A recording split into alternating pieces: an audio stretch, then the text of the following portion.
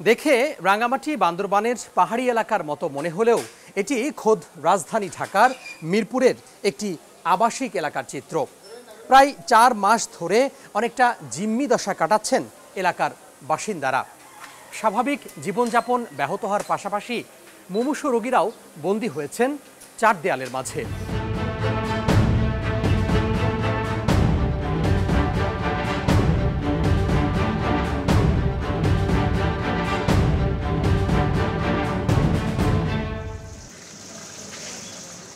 বয়সের ভারে নুজ্জ, কমে গেছে শারীরিক শক্তিও।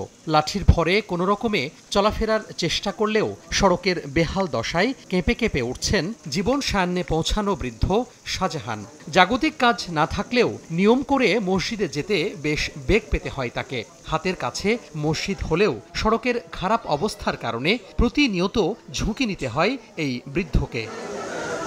মাজার রোডের লালকুঠি বাজারের ৩য় কলোনিতে সুয়ারেজ লাইন সহ সড়ক নির্মাণ প্রকল্পে প্রায় ৪ মাস ধরে রাস্তা খোঁড়াখুঁড়ি করে এভাবে ফেলে রেখেছে ঠিকাদারি প্রতিষ্ঠান আসিফ ইনফ্রাস্ট্রাকচার লিমিটেড।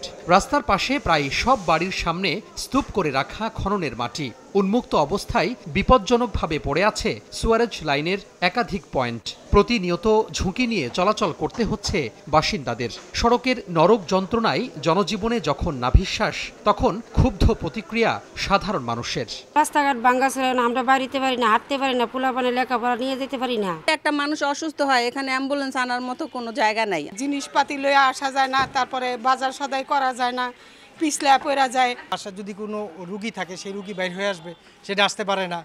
তারপরে মহিলারা আছে বাসাতে, মহিলারা তো আসলে এই রাস্তাতে যাতায়াত কিভাবে করবে? সিজারের রোগী, আমাদের বাচ্চা বেশি দিন হয় নাই, আমরা চলাফেরা করতে পারতেছি না। একটা প্রতিষ্ঠান কাজ করবে, নির্ধারিত সময় থাকে, সেই সময়ের কোনো ইয়া নাই। কে কাজ করতেছে সেটা আমরা খুঁজে পাই না। মাসের পর মাস ফেলে রাখবে নাকি? এটা কোনো কিসের উন্নয়ন? এটা সুয়ারেজ লাইনে পাইপ বসালেও দিনের পর দিন তা উন্মুক্ত রাখার কারণে আবর্জনা জমে বন্ধ হতে চলেছে। উন্মুক্ত থাকায় প্রতিনিয়ত তা পরিবেশ দূষণ করছে বলে অভিযোগ বাসিন্দাদের। বিদ্যালয় ছুটির পর ক্ষুদে শিক্ষার্থীরাও চলাচল করছে ঝুঁকি নিয়ে।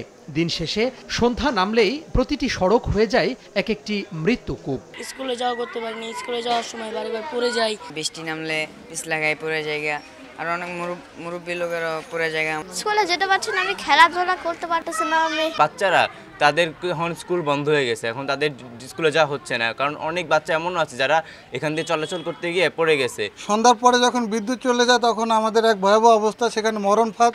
অভিযোগ নিয়ে নির্মাণকারী প্রতিষ্ঠানের সাথে যোগাযোগ করলে ৫ আগস্টের পর পরিবর্তিত পরিস্থিতিতে কাজ বন্ধ থাকা, বৈরী আবহাওয়া সহ নানা সীমাবদ্ধতার কথা জানান প্রকৌশলী। তবে কয়েকটি সড়কে মাটি সরানোর কাজ শুরু হয়েছে বলে জানান তিনি। লোক আমাদের কম পাচ্ছি, তারপর আমাদের ওয়েদার কন্ডিশন খারাপ থাকে, আমাদের আনলোড, এই মাটিগুলো নিচে ফালাবো, আমি আনলোড পয়েন্টগুলো পাচ্ছি না। সব দিক দিয়ে আমার সীমাবদ্ধতা। আইডিআরআইএসপি প্রকল্পে সড়ক উন্নয়ন কাজটি বাস্তবায়ন করছে ঢাকা উত্তর সিটি কর্পোরেশন। তোহা খান তামিম, সময় সংবাদ, ঢাকা।